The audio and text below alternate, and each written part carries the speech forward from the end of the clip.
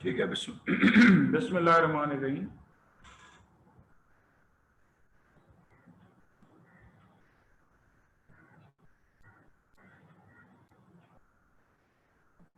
अच्छा, सबसे पहले तो एक चीज़ की क्लैरिफिकेशन मैं आपको कर दूं कि आज जो आपको टेस्ट में एमसीक्यू नज़र आए वो बाय मिस्टेक वो पिछली वाली फाइल जो है वो मुझसे ईमेल हुई है, गलती मेरी थी। ठीक है, कल 16 अगस्त था तो 16 अगस्त के बजाय मैंने 10 अगस्त वाली फाइल जो है ईमेल कर दी थी। अच्छा, ये टेस्ट आपका जो है ये कल होगा। ठीक है, इतने पोर्शन का जो बायो वाला पोर्शन है इसका आपका कल होगा। तो बायोएनर्जेटिक्स को आप और प्रिपेयर कर लीजिए। ठीक है, और ये टेस्ट आपका कल होगा। आपसे बात कर रहा था मैं चैप्टर ट्रांसपोर्ट के बारे में। मैंने आपको डिसऑर्डर्स बताना शुरू कर दिए थे। ठीक है, मैंने आपको डिसऑर्डर्स बताना शुरू कर दिए थे, मायोकार्डियल इन्फार्क्शन तक आपको बता दिया था। मजीद डिसऑर्डर्स आपको बताने जा रहा हूँ, ब्लू बेबीज बताने जा रहा हूँ। ठीक है, कि ब्लू बेबीज वगैरह क्या होते हैं। इसके अलावा हाइपरटेंशन क्या होती है बताने जा रहा हूँ। Blue babies, hypertension, artificial pacemaker ये क्या होता है ये बताने जा रहा हूँ आपको।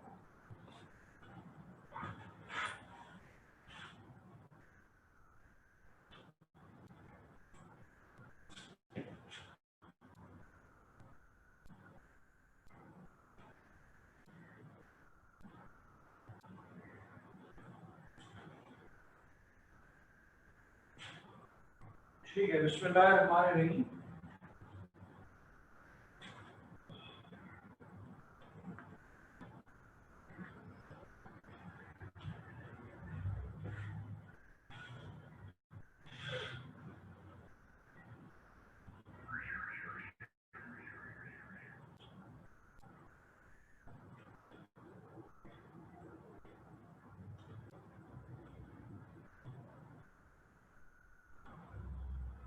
ब्लू बेबीज के बारे में आपसे बात करने जा रहा हूँ।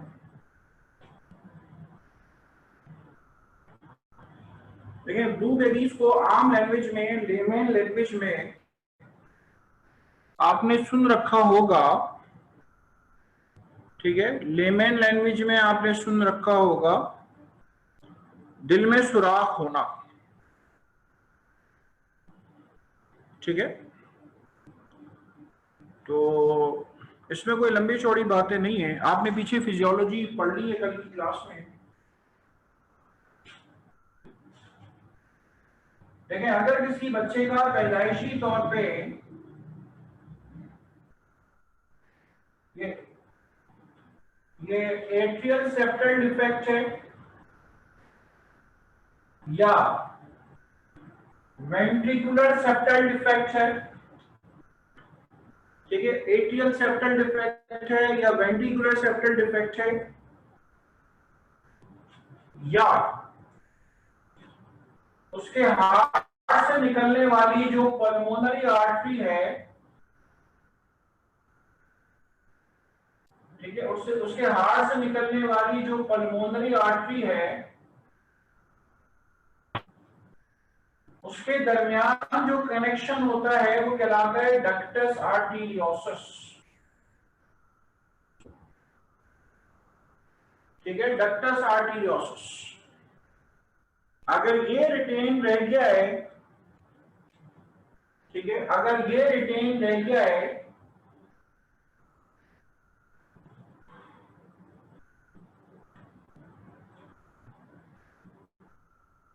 तो ऐसी सूरत में क्या होगा, ऐसी सूरत में आपके पास, ऐसी सूरत में आपके पास हम उसको क्या नाम देंगे, अगर ये कनेक्शन परसिस्ट कर गया है तो ये तीनों कॉजेज जो है मोस्ट लाइकली आपके पास ब्लू बेबीज का बाइस बन सकते हैं। ये तीनों कॉजेज आपके पास ब्लू बेबीज का बाइस जो है वो बन सकते हैं। ठीक है, ऐसे बच्चों की जो पेरिफ्रीज होंगी, फिंगर टिप्स होंगी, नोज टिप्स होंगी वगैरह वगैरह, वो आपको कैसी मिलेंगी, वो आपको ब्लू मिलेंगी। ठीक है, आपको ब्लू मिलेंगे। तो उसको हम क्या नाम दे रहे हैं? उसको हम नाम दे रहे हैं that this is what, this is the blue babies. ठीक है, इसको हम ब्लू बेबीज का नाम दे रहे हैं, या नाम देते हैं साइनोटिक हार्ट डिजीजेस।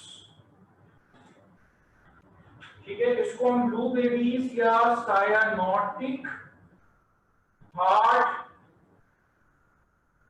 डिजीज का नाम देते हैं। ब्लूनेस की वजह क्या है कि यहाँ पे मिक्सिंग ऑफ ब्लड हो रही है। इस जगह पे डीऑक्सीजनेटेड ब्लड होता है, इस जगह पे ऑक्सीजनेटेड ब्लड होता है। तो यहाँ पर आपको क्या मिलेगा? यहाँ पे आपको ब्लड की मिक्सिंग मिलेगी। तो ब्लड की मिक्सिंग की वजह से आप क्या नाम दे रहे हैं इसको? आप उसको नाम दे रहे हैं कि पेरिफेरीज तक पहुंचने तक ब्लड के अंदर ऑक्सीजन की कंसंट्रेशन कम हो जाएगी, कार्बन डाइऑक्साइड की एनर्जी बढ़ जाएगी कि उसकी फिंगर टिप्स, नोज टिप्स वगैरह जो है वो आपको ब्लू मिलेंगे। तो कंडीशन क्या कहलाएगी? कंडीशन कहलाएगी आपके पास ब्लू बेबीज।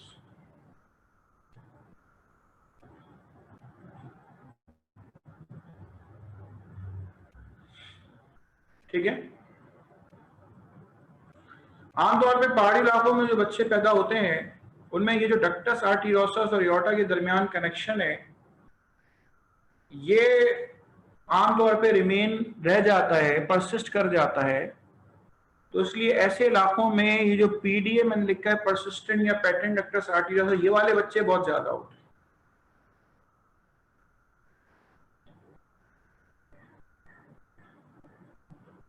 ठीक है, ये वाले बच्चे जो है वो बहुत ज्यादा होते हैं।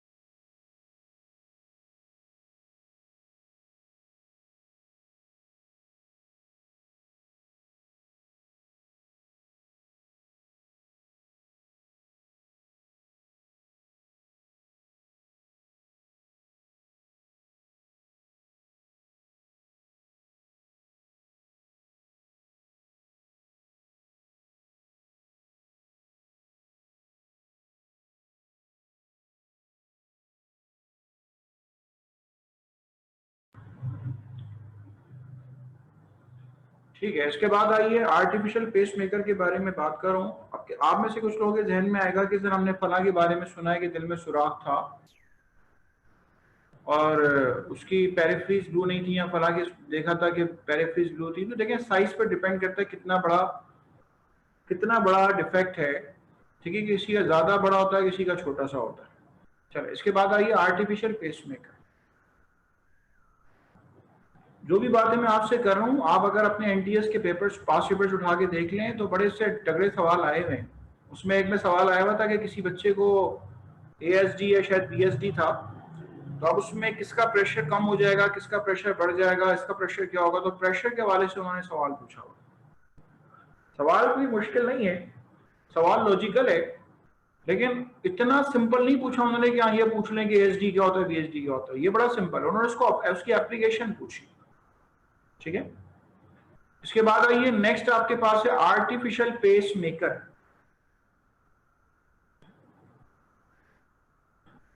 ठीक है, नेक्स्ट टू इट इज जो आपसे बात करने जा रहा हूं, वो आपसे बात करने जा रहा हूं artificial pacemaker. Artificial pacemaker क्या है, जरा मुलाहिजा फरमा लें।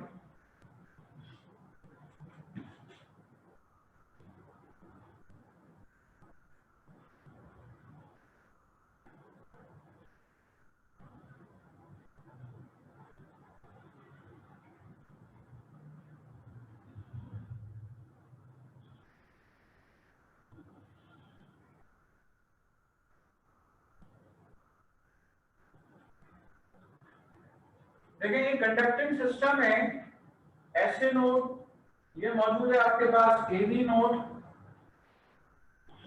ये बंडल ऑफ हिज है, और फिर ये परकिंजी फाइबर्स,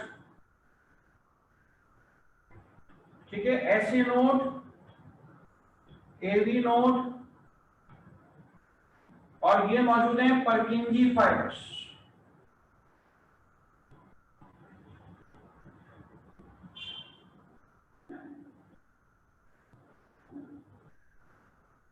अगर तो हो सकता है कि आपके पास ऐसे नोड में कोई डिफेक्ट आ जाए, हमारा दिल जो 72 पर मिनट बीट कर रहा होता है तो ऐसे नोड की वजह से,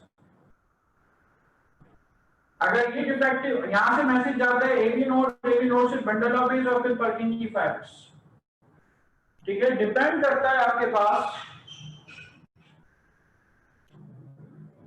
कि डिफेक्ट एसी नोड पे है या एवी नोड पे है या परकिंजी फाइबर्स पे है या बंडल ऑफ हिज पे है, डिपेंड करता है कि किस जगह पे आपके पास डिफेक्ट आया है।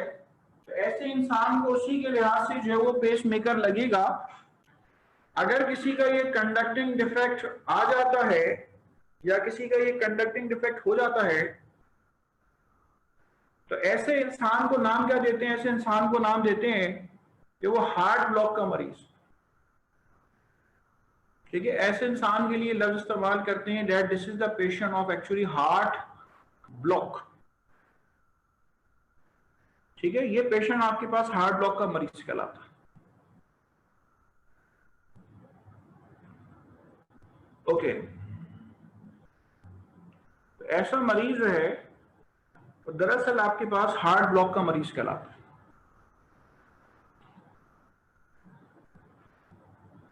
मरीज आता है कि भाई मुझे चक्कर बहुत आ रहे हैं, या मरीज अक्सर औकात जो है वो बेहोश हो जाता है अचानक, थोड़ी देर बाद उसको होश आ जाता है। बेहोश होने के बहुत सारे रीजन हो सकते हैं, मैं कार्डियक रीजन की बात कर रहा हूँ। डिपेंड करता है उसका कौन सा पेसमेकर खराब है, उसको हो सकता है एसए नोड रिप्लेस किया जाए, हो सकता है उसको एबी नोड रिप्लेस किया जाए, हो सकता है उसको परकिंजी फाइबर जो रिप्लेस किया जाए, ठीक है। तो this depends on the condition, ठीक है, ये आपके पास कंडीशन पे डिपेंड कर रहा होता।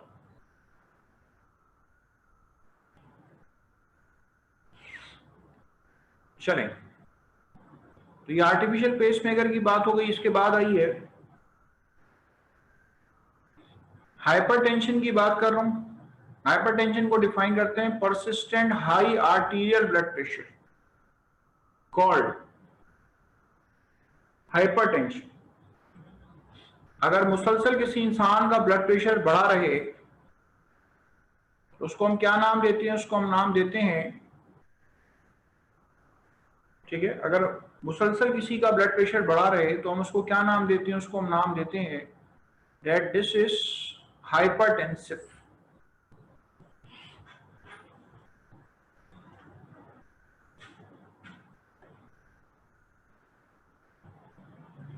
Hypertension, persistent high arterial blood pressure of a person,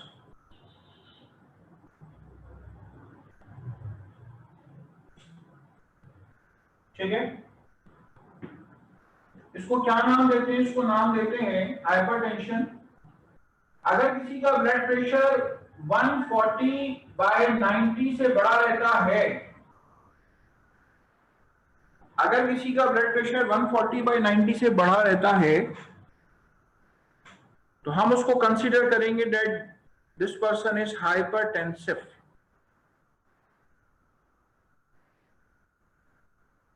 ठीक है। Persistent finding of blood pressure greater than 140/90, the patient will be hypertensive, ठीक है। ऐसा पेशेंट जो वो क्या कहलाएगा? ऐसा पेशेंट जो वो कहलाएगा आपके पास हाइपरटेंसिव।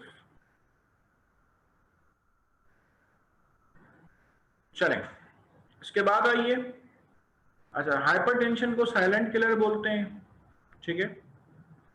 एक बात याद रखिएगा कि आपको पता होना चाहिए कि हमारी बॉडी में ब्लड प्रेशर रेगुलेशन में सबसे इंपॉर्टेंट रोल आपके पास किडनीज का है। किडनी सॉल्ट्स एब्जॉर्ब करती हैं, सॉल्ट्स एक्सक्रीट करती हैं, तो kidneys actually they regulate the blood pressure, ठीक है। सेकेंड ईयर में आपने पढ़ा होगा रेनिन एंजियोटेंसिन सिस्टम। उस रेनिन एंजियोटेंसिन सिस्टम के जरिए किडनीज है वो ब्लड प्रेशर को रेगुलेट करती हैं। देयर आर बॉडी में दूसरे मैकेनिज्म्स भी हैं, हमारा नर्वस सिस्टम भी काम करता है इसके अंदर, लेकिन आपके पास किडनी जो है वो अहम ब्लड प्रेशर रेगुलेटरी ऑर्गन। तो ये कहे कि सर नमक खाने से ब्लड प्रेशर क्यों बढ़ जाता है? देखें, अगर नमक हम लेते हैं डाइट में ज्यादा तो किडनीज नमक ज्यादा एब्जॉर्ब करती हैं। जब नमक ज्यादा एब्जॉर्ब होता है तो उसके पीछे पीछे पानी एब्जॉर्ब होता है। जब उसके पीछे पीछे पानी बेटा एब्जॉर्ब होता है तो पानी एब्जॉर्ब होने की वजह से क्या होता है, पानी एब्जॉर्ब होने की वजह से, वाटर एब्जॉर्ब होने की वजह से क्या होता है, ब्लड का वॉल्यूम बढ़ जाता है। जब ब्लड का वॉल्यूम बढ़ जाता है तो ऐसे इंसान का ब्लड प्रेशर ऑटोमेटिकली बढ़ जाता है। ठीक है। तो this is the main reason कि आपके पास किसी इंसान का ब्लड प्रेशर अगर बढ़ेगा तो वो क्यों बढ़ेगा।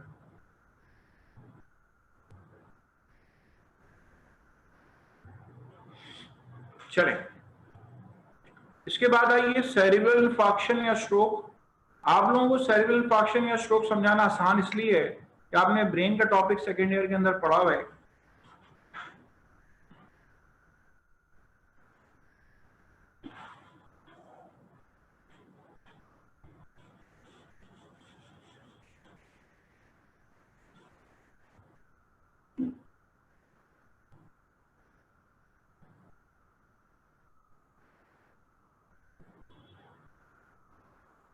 सेरिब्रल इंफार्क्शन या हम उसको स्ट्रोक का नाम देंगे।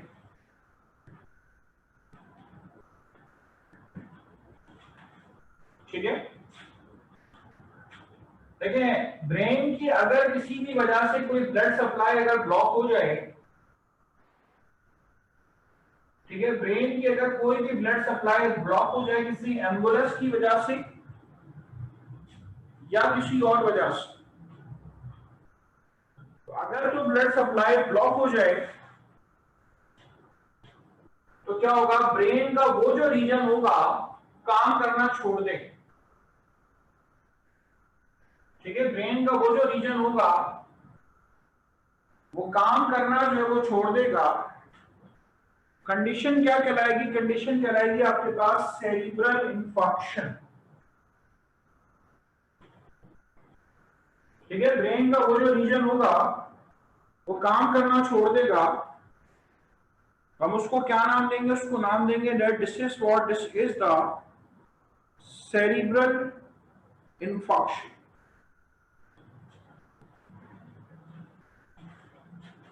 अब ब्रेन का आपके पास रीजन है, ये वाला मोटर एरिया को कंट्रोल करता है, ये वाला सेंसरी एरिया को कंट्रोल करता है।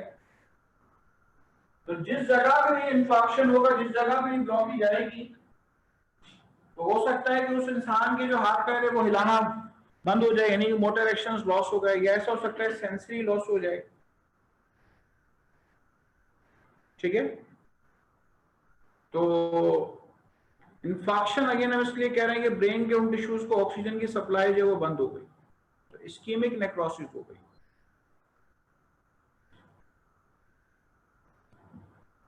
चलेंगे, इसके बाद आ जाइए फर्दर।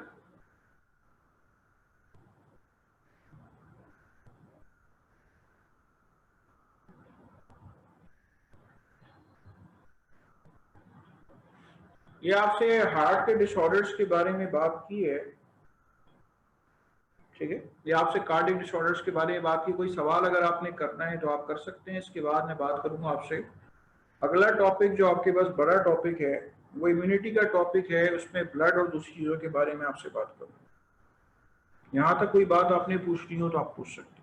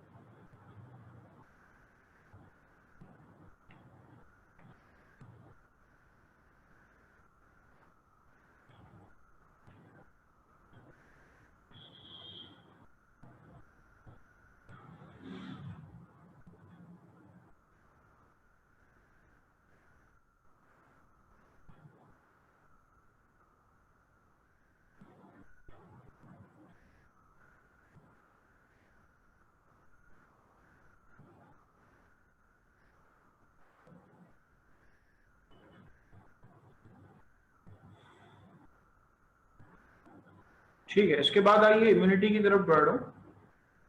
सबसे पहले आप सारे लोग अपने जहन में रिवाइज कर लें कि ब्लड की कॉम्पोजिशन में क्या क्या चीजें शामिल हैं। ठीक है, ब्लड की जो कॉम्पोजिशन है उसमें क्या क्या चीजें शामिल हैं, वो आप लोग अपने जहन में जरा रिकॉल कर लें।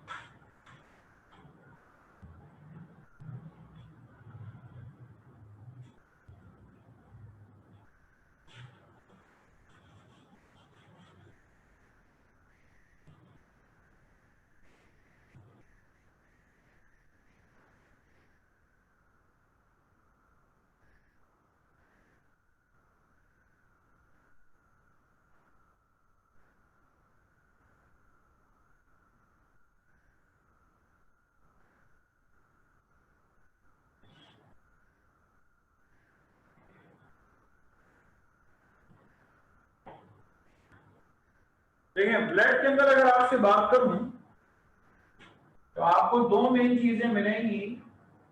एक प्लाज्मा मिलेगा और दूसरे आपको ब्लड सेल्स मिलेंगे।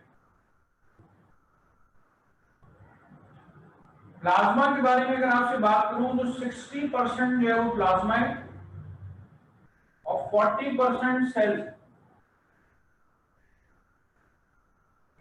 60% प्लाज्मा में आपके पास 90% पानी है, 7% प्रोटीन है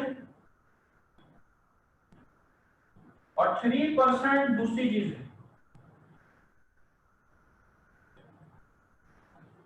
ब्लड सेल्स के बारे में बात करूं तो इसमें आपको आरबीसीज, डब्ल्यूबीसीज और प्लेटलेट्स मिलेंगे। ठीक है, आरबीसीज, डब्ल्यूबीसीज और प्लेटलेट्स आपको मिलेंगे इसके अंदर।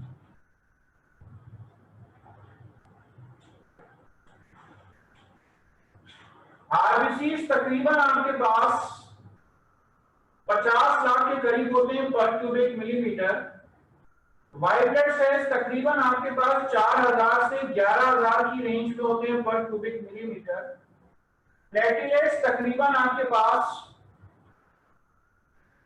1.5 लाख से 3 लाख पर क्यूबिक मिलीमीटर होते हैं। ठीक है, प्लेटलेट्स के बारे में सुन लें। प्लेटलेट्स को हम थ्रोम्बोसाइट्स का भी नाम देते हैं। ठीक है, प्लेटलेट्स को हम थ्रोम्बोसाइट्स का भी नाम देते हैं। ये देखिए, इस तरह के होते हैं बाय कॉन्वेक्स।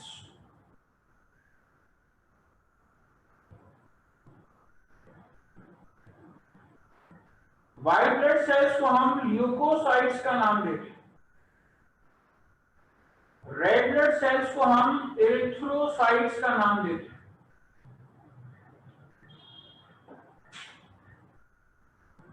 ठीक है, रेड ब्लड सेल्स को हम एरिथ्रोसाइट्स का नाम देते हैं।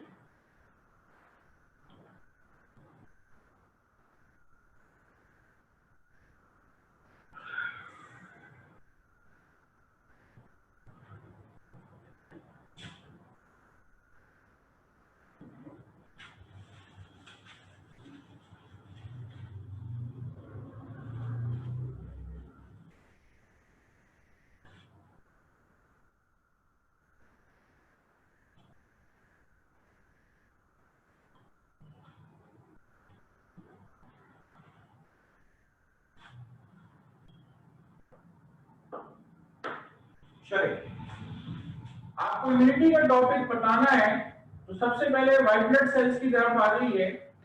व्हाइट ब्लड सेल्स में आपको टाइप मिलेगी ग्रेन्युलोसाइट्स और मिलेगी आपको ए ग्रेन्युलोसाइट्स।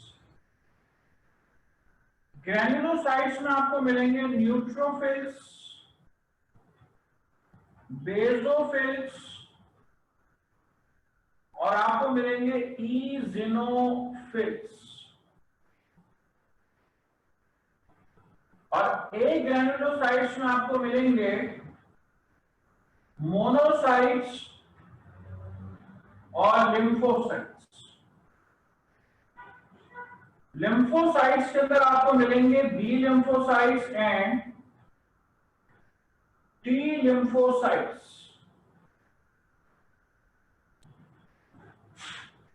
ठीक है, लिम्फोसाइट्स के अंदर आपको मिलेंगे मोनोसाइट्स एंड लिम्फोसाइट्स। सॉरी, आपको एक लिम्फोसाइट से मिलेंगे मोनोसाइट से लिम्फोसाइट, लिम्फोसाइट्स में आपको मिलेंगे बी और टी लिम्फोसाइट्स। इम्यूनिटी का टॉपिक आप पढ़ने जा रहे हैं, यहां मैंने आपको कुछ नाम बताए हैं। ये जितने भी व्हाइट ब्लड सेल्स मैंने बोर्ड पे नाम लिखे हैं, इनमें एक न्यूट्रोफिल जो है ये फैगोसाइटोसिस कर सकते हैं, और मोनोसाइट्स अगर सर्कुलेशन में होते हैं तो मोनोसाइट्स कहलाते हैं, किसी जगह पे फिक्स हो जाते हैं तो वो कहलाते हैं मैक्रोफेजेस। इसीलिए इसमें मैंने मैक्रोफेजेस का नाम नहीं लिखा कि मोनोसाइट्स अगर साइज में बड़े हो जाएं तो हम उसको मैक्रोफेजेस का नाम देते हैं। ठीक है, मोनोसाइट्स अगर साइज में बड़े हो जाएं तो हम उसको मैक्रोफेजेस का नाम देते हैं।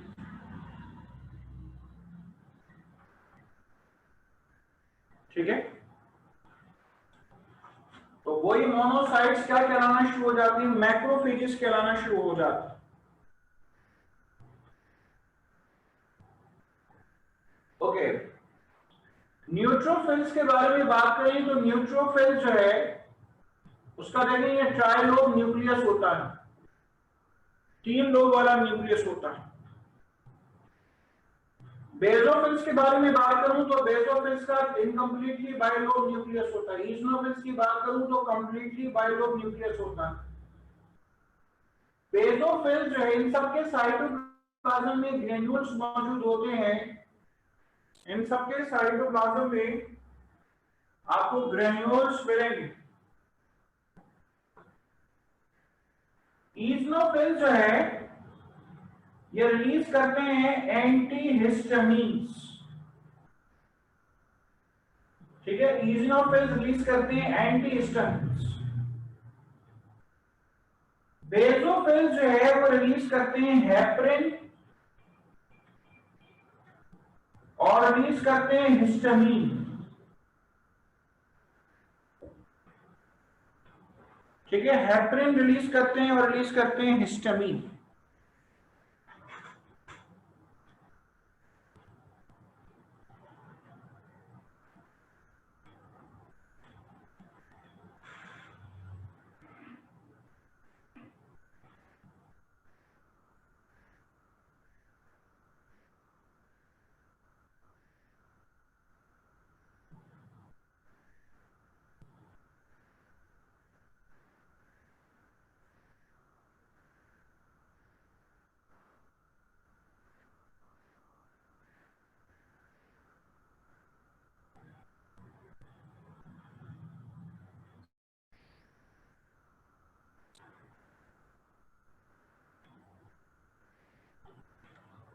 चलें,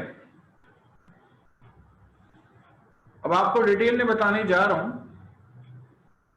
देखिए, बी लिम्फोसाइट्स हैं, टी लिम्फोसाइट्स अपने जहन में रिकॉल कर लें, इसकी फर्दर टाइप्स क्या है।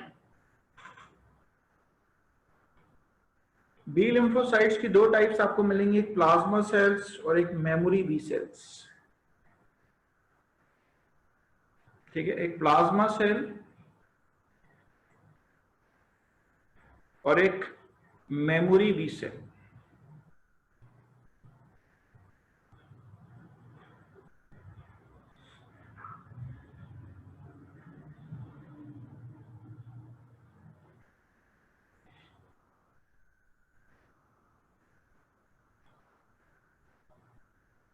और टी लिम्फोसाइट्स की 4 टाइप्स आपको मिलेंगी, एक कहलाता है हेल्पर टी सेल, एक कहलाता है साइटोटॉक्सिक टी सेल, एक कहलाता है सप्रेसर टी सेल और एक कहलाता है नेचुरल किलर सेल।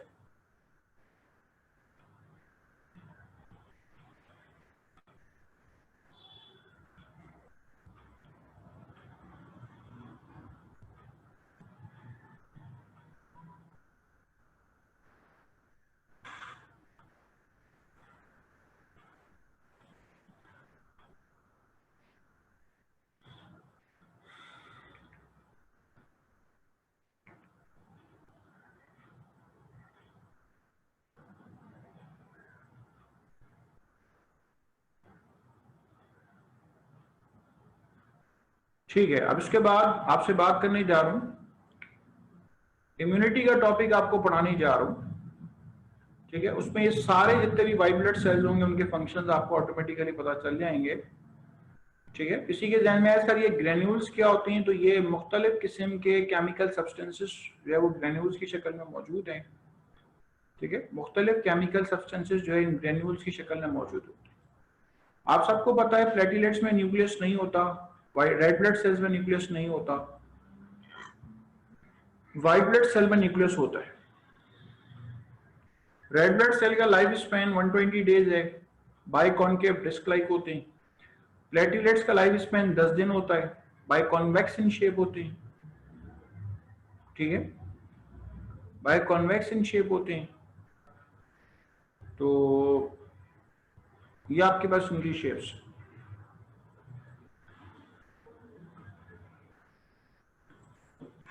चलें, इम्यूनिटी में आपसे बात करने जा रहा हूं।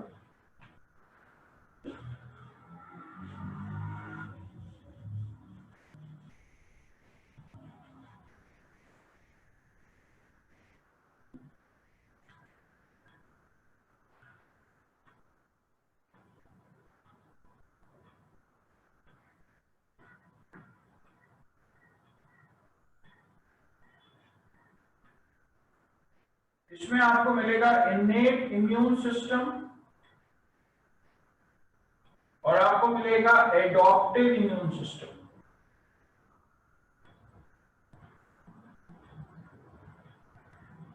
एडॉप्टिव इम्यून सिस्टम के अंदर आपको मिलेगा ह्यूमरल इम्यूनिटी और आपको मिलेगी सेल मीडिएटेड इम्यूनिटी।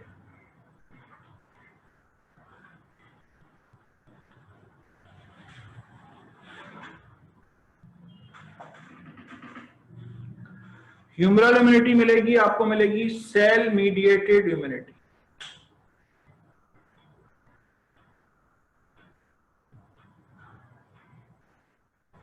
ठीक है, the one is humoral immunity and the other is cell mediated immunity.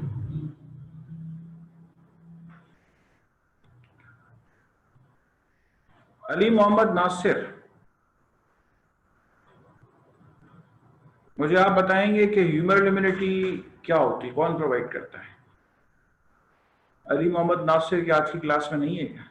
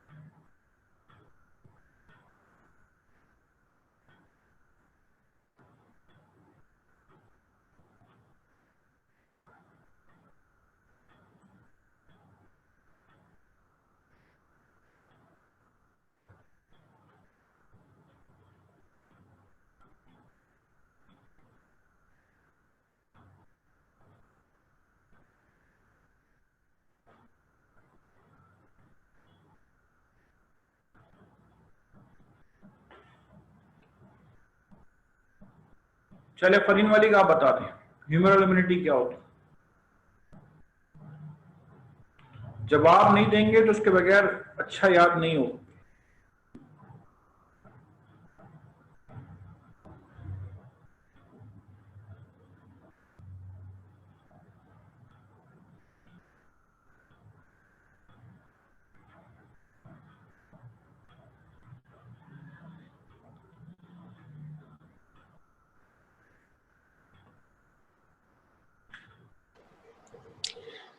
Sir humoral immunity हमें बी लिम्फोसाइट्स प्रोवाइड करते हैं। ठीक है, ह्यूमरल इम्यूनिटी हमें बी लिम्फोसाइट्स प्रोवाइड करते हैं। सेल इम्यूनिटी कौन प्रोवाइड करता है? वो सर टी लिम्फोसाइट्स। ठीक है, अच्छा कुछ बताएंगे बी लिम्फोसाइट्स कैसे प्रोवाइड करते हैं humoral immunity? By the how they work?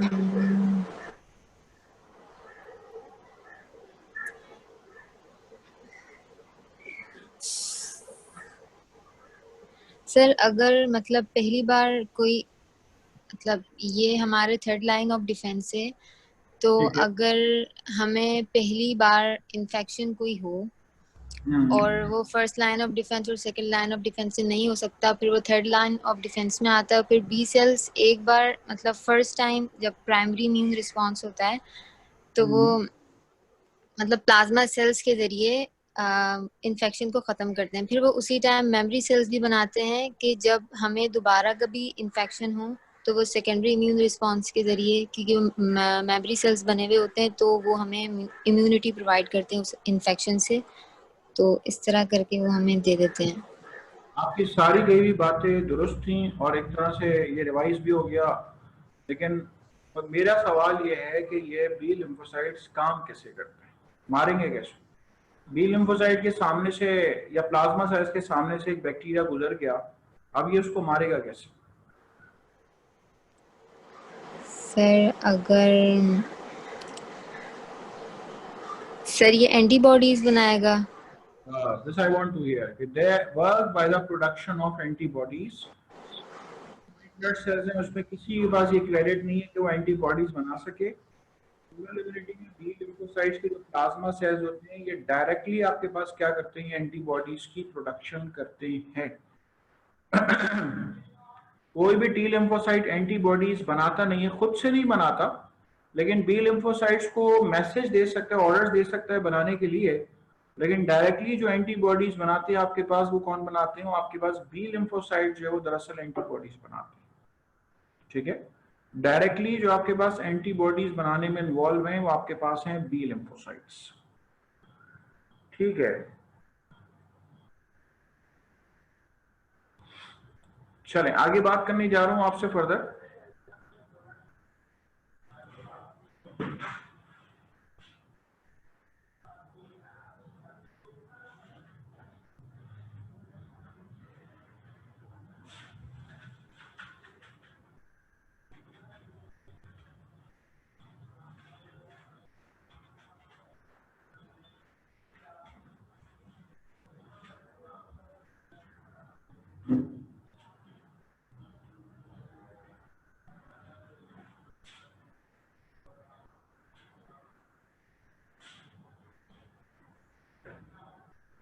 चलें,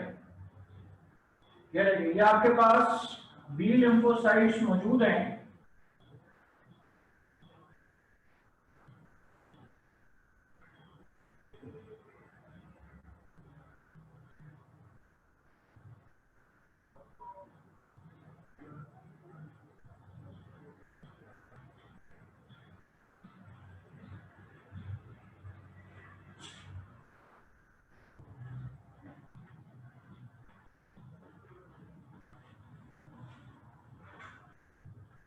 ठीक है, ये आपके पास बी लिम्फोसाइट्स हैं। आप किताब में एक लफ्ज पढ़ेंगे कि इन बी लिम्फोसाइट्स की सरफेस पे मौजूद होगा एंटीजेनिक रिसेप्टर। तो ये आपको जो निशानात ऊपर नजर आ रहे हैं, तीनों अलग अलग तरह के निशानात हैं, इसकी सरफेस पे आपको मिलेंगे एंटीजेनिक रिसेप्टर्स। अब फर्ज करें बॉडी के अंदर टाइफाइड का बैक्टीरियम दाखिल हुआ। ठीक है, बॉडी के अंदर टाइफाइड का बैक्टीरियम जो है वो दाखिल हुआ। अब जो टाइफाइड का बैक्टीरियम दाखिल हुआ तो होता यह है कि वो एक बड़ी तादाद में टाइफाइड के बैक्टीरिया आते हैं, एक तो नहीं आते, 3 × 10⁸ जब तक किसी इंसान के जिस्म में बैक्टीरिया दाखिल नहीं होते उस वक्त तक उस इंसान को टाइफाइड नहीं होता।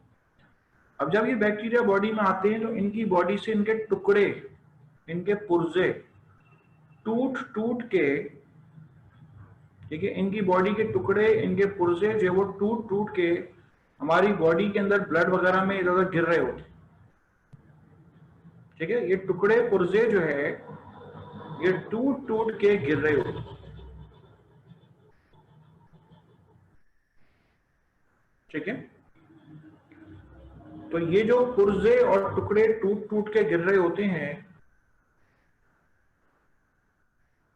ठीक है, ये जो टुकड़े पुर्जे वगैरह टूट टूट के गिर रहे होते हैं, तो ये अगर किसी इसमें प्रॉपरली एडजस्ट हो जाए, ये प्रॉपरली अगर इसके अंदर एडजस्ट हो जाए, ये इसमें एडजस्ट नहीं होगा, ये इसके अंदर एडजस्ट नहीं होगा, तो अगर ये इसके अंदर टुकड़ा एंटीजन, एंटीजेनिक रिसेप्टर इसको कह रहे हैं कि इसके अंदर एंटीजन एडजस्ट हो रहा है, तो अगर ये इसके अंदर एडजस्ट हो गया तो ये इसको अंदर ले लेगी, ठीक है। ये क्या करेगा, ये इसको अंदर ले लेगा। ये क्या किया इसने, इसको अंदर ले लिया। अब जब इसने इसको अंदर ले लिया तो अंदर लेने के बाद, ठीक है, अंदर लेने के बाद अब ये क्या होगा, ये साइज में बड़ा हो जाएगा, ठीक है। ये बहुत सारे सेल्स बनाएगा, बहुत सारे नए सेल्स बनाएगा, और उन तमाम सेल्स की जो सरफेस है, ठीक है, उन तमाम सेल्स की जो सरफेस है, उन तमाम की सरफेस पे ऐसे ही एंटीजेनिक रिसेप्टर्स आपको मिलेंगे, ठीक है। इन तमाम सेल्स की सरफेस पे इसी तरह के एंटीजेनिक रिसेप्टर्स आपको मिलेंगे। ये सारे बी लिम्फोसाइट उसने वैसे ही बनाए हैं, और ये सारे सेल्स क्या कहलाएंगे, सारे सेल्स कहलाएंगे प्लाज्मा सेल्स, ठीक है। ये सारे सेल्स क्या कहलाएंगे प्लाज्मा सेल्स। ये साइज में बड़े, ठीक है, और इन सबकी सरफेस पे वही एंटीजेनिक रिसेप्टर्स होंगे जैसा कि आपके पास पहले वाले की सरफेस पे थे। अब ये प्लाज्मा, अच्छा, इनमें से सारे के सारे प्लाज्मा सेल्स नहीं बनते, बल्कि कुछ मेमोरी सेल्स ही बन जाते हैं जो सर्कुलेशन में नहीं आएंगे, और बाकी जो प्लाज्मा सेल्स होंगे वो क्या करेंगे, वो एंटीबॉडीज बनाएंगे। एंटीबॉडीज क्या होती हैं, एंटीबॉडीज इस तरह के छोटे छोटे टुकड़ों को कहते हैं। ये प्रोटीन के टुकड़े जो है, ये देखें, ये एंटीबॉडीज, ठीक है। These are the antibodies. ये एंटीबॉडीज अगर किसी बैक्टीरिया को जाके लग जाए, तो बैक्टीरिया को जाके लगने पर क्या होगा, बैक्टीरिया को जाके लगने पर उसके अंदर सुराख हो जाएगा, और सुराख हो जाएगा तो बाहर से पानी जो है उसके अंदर दाखिल हो जाएगा। जब बाहर से पानी उसके अंदर दाखिल हो जाएगा तो अल्टीमेटली वो बैक्टीरियम जो है वो क्या होगा, वो बर्स्ट हो जाएगा, ठीक है। अल्टीमेटली क्या होगा, अल्टीमेटली वो बैक्टीरियम जो है वो बर्स्ट हो जाएगा। So that's how the antibodies work. या टाइफाइड के बैक्टीरिया के पेट के कैप्सूल में मौजूद होता है स्लाइम कैप्सूल।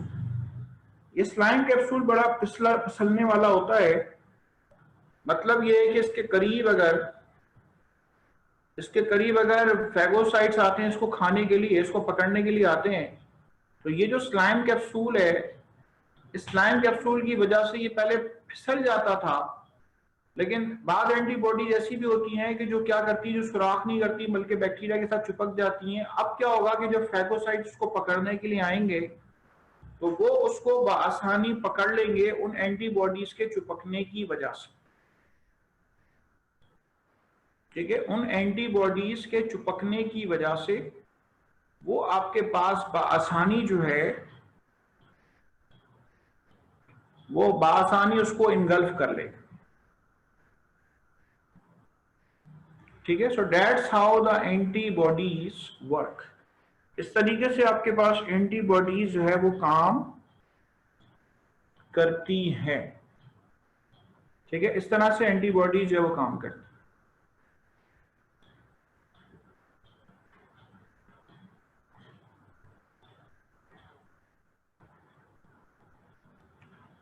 चलें, तो ये ह्यूमरल इम्यूनिटी के बारे में मैंने आपको बता दिया कि humoral immunity actually provided by B lymphocytes, और B lymphocytes memory B cells और प्लाज्मा सेल्स में कन्वर्ट होते हैं। मेमोरी बी सेल्स का काम ये है कि दोबारा कभी सेम इन्फेक्शन के लिए माइक्रो ऑर्गेनिज्म आएगा तो वो एक क्विक अपना रिस्पॉन्स शो कर सकता है, ठीक है। वो अपना एक फास्ट रिस्पॉन्स जो है वो शो कर सकता है।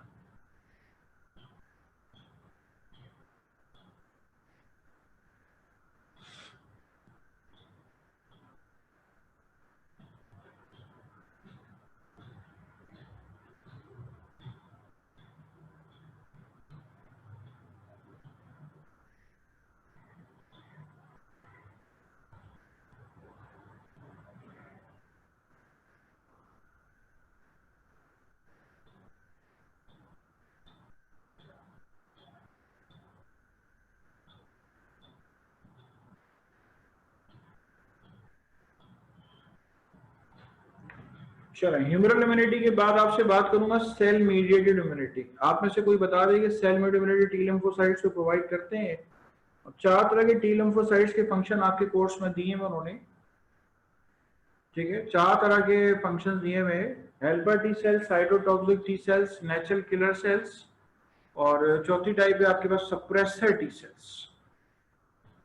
ये चारों तरह के जो सेल्स हैं ये काम कैसे करते हैं ये अपने जहन में पहले आप रिकॉल कर लें, और जो बोर्ड पे लिखा हुआ है बराए मेहरबानी इसको सही से याद भी कर लें, कोई नया टाइम नहीं आएगा, ठीक है। इसको याद करने के लिए आज ही घर बैठ के इसको रिवाइज करिए। और मैं एक बात फिर से रिपीट कर दूं बेटा कि बाय मिस्टेक, ये मेरी मिस्टेक थी, कल 16 अगस्त थी तो मैंने उस फाइल का नाम 16 अगस्त गाइड का टेस्ट लिखा था, अब बाय मिस्टेक मैंने ईमेल कर दिया 10 अगस्त का टेस्ट। तो 16 और 10 में मैं जब ईमेल कर रहा था तो अटैचमेंट में थोड़ी मिस्टेक हुई है मुझसे। तो आपका ये जो आज के जो एमसीक्यूज हैं इसकी जगह कल आपका टेस्ट होगा, ठीक है, ये आप ध्यान में रख लीजिए। और जो आपका टॉपिक था बायोएनर्जेटिक का, ठीक है, वो आपका कल टेस्ट होगा।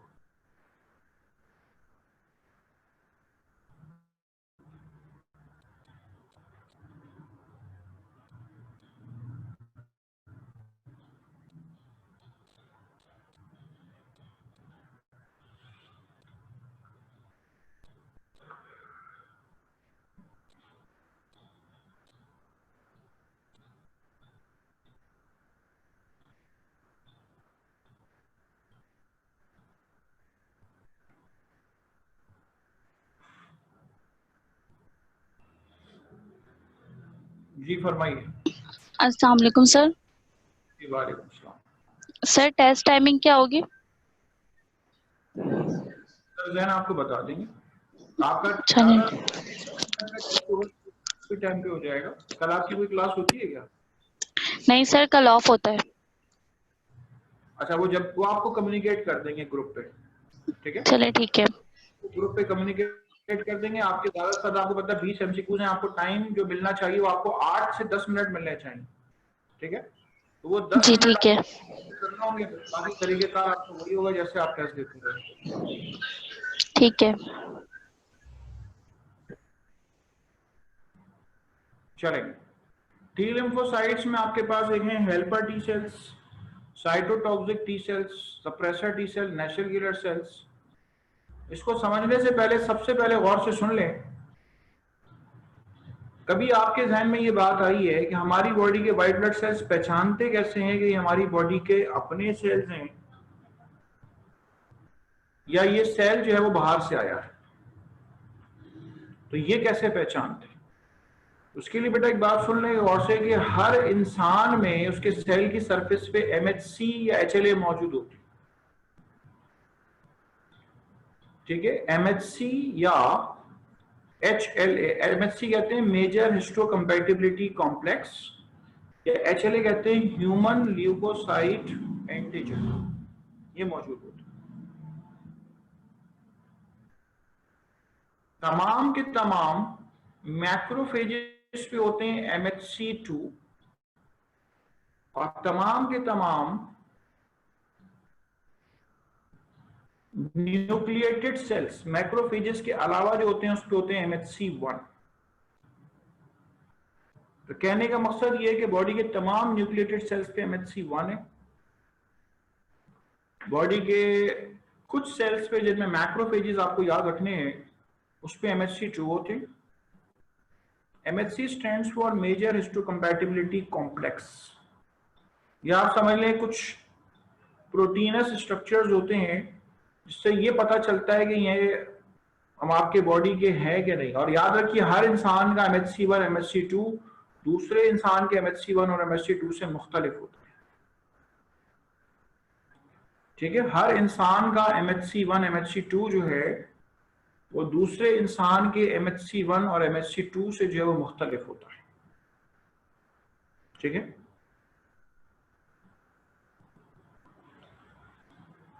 नाम देख लें क्या लिख रहा हूं मैं, MHC1 MHC2 major histocompatibility complex. MHC stands for major histocompatibility complex, और HLA stands for human leukocyte antigen.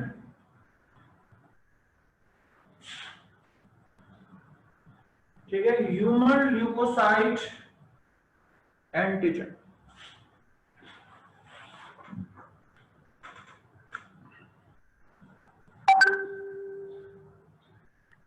किसको नाम देते हैं?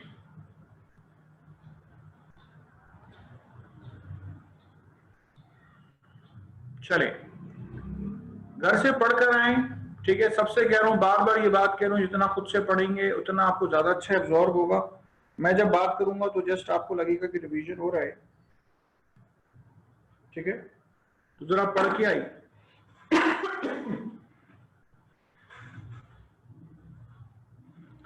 ठीक है, बात करता हूं आपसे नेक्स्ट क्लास में इंशाल्लाह।